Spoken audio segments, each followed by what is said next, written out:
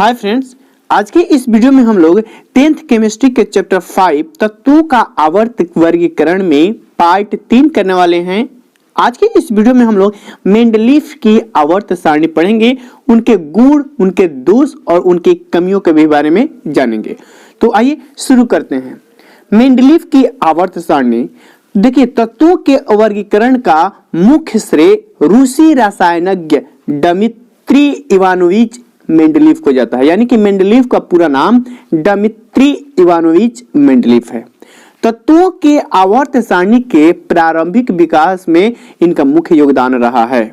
जब इन्होंने अपनी आवर्त सारणी तैयार किया था तो तत्वों को उनके मूल गुणधर्म यानी कि परमाणु द्रव्यमान तथा रासायनिक गुणधर्मों में समानता के आधार पर व्यवस्थित किया।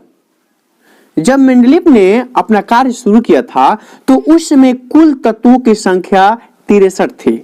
यहां से प्रश्न बना हुआ है कि मेंडलीफ के समय कुल तत्वों की संख्या कितनी थी, तो मेंडलीफ के समय कुल तत्वों की संख्या 63 थी।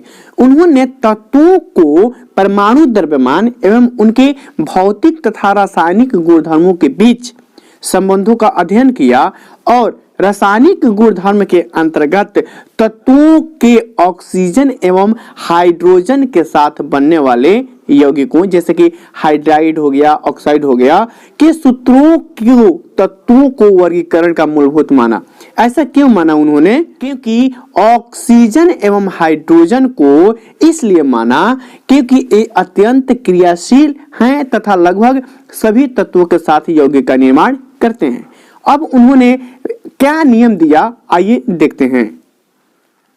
मेंडलीफ के अनुसार तत्वों के गुणधर्म उनके परमाणु द्रव्यमान के आवर्ती फलन होते हैं।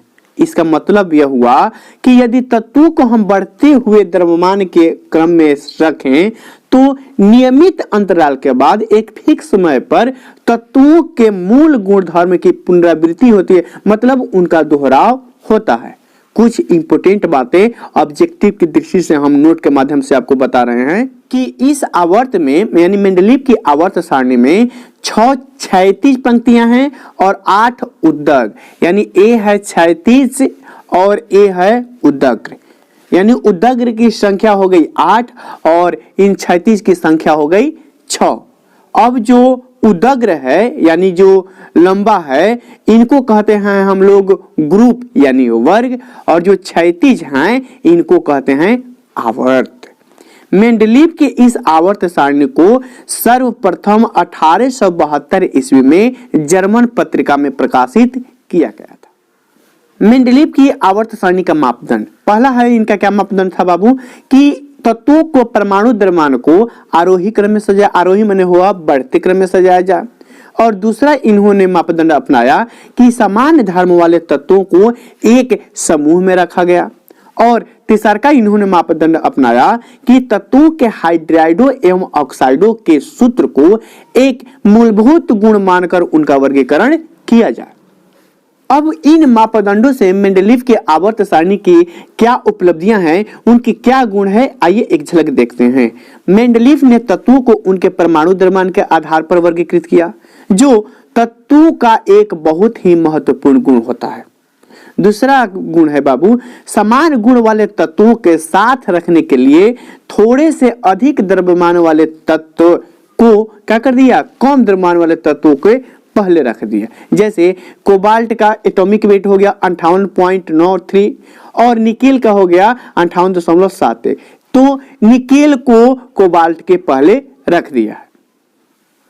तीसरा गुण इन्होंने बताया कि मेंडलीफ ने अपनी आवर्त सारणी में क्या किया, कुछ खाली स्थान छोड़ दिया। ये संभावना व्यक्त किया कि भविष्य में और भी तत्वों की खोज हो सकती है। जैसे उनकी आवर्त सारणी के निर्माण के बाद स्कैंडियम, गैलियम और जर्मेनियम जैसे तत्वों की बाद में खोज हुई है।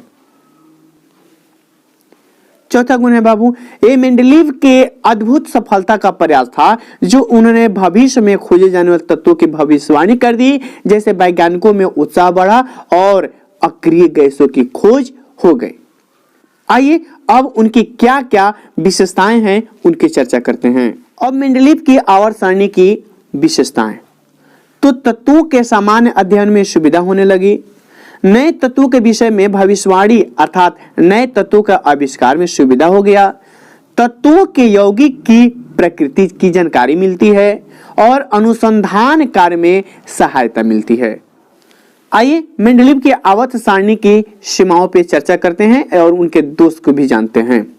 तो क्या हुआ बाबू, मेंडलीव ने हाइड्रोजन का सही स्थान नहीं दे सका और जैसा कि समस्थानिकों की खोज मेंडलीव की आवर्त सारणी के बाद में हुई है, तो मेंडलीव ने अपनी आवर्त सारणी को निश्चित रूप दे दिया था और बाद में समस्थानिक की खोज हुई और उनका आवर्त सारणी में स्थान नहीं दिया गया।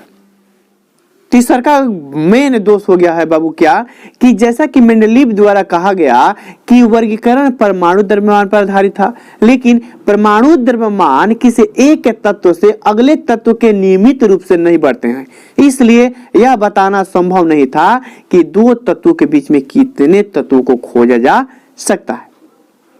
चौथा, कई स्थानों पर उच्च परमाणु द्रव्यमान वाले तत्वों को कम द्रव्यमान वाले परमाणु से पहले रख दिया गया था, जैसा कि अभी हमने बताया कि कोबाल्ट को निकेल से पहले रख दिया गया था। अब अगली वीडियो में हम लोग आधुनिक आवर्त सारणी पर चर्चा करेंगे।